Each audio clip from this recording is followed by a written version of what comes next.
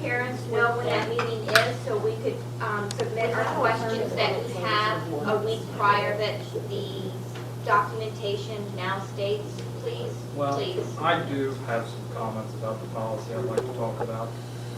So this policy's been highlighted over the past few months as a Blair Oaks only policy.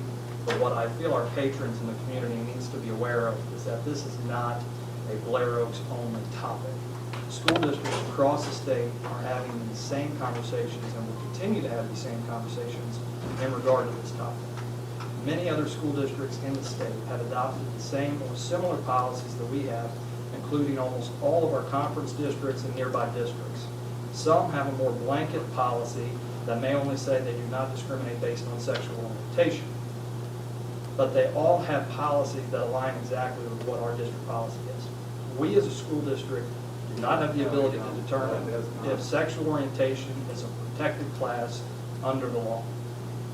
And due to the fact there is not specific law that states it is or isn't, school districts have the burden of determining whether to protect or to keep these policies in their district. This is a part of the reason we have legal counsel.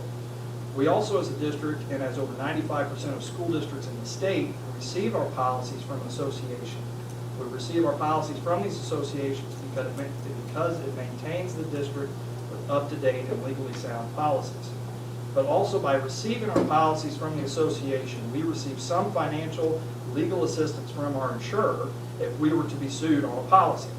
So if our district gets sued for a policy that we have, the district and the taxpayers do not have to pay the full litigation and the settlement if there is one.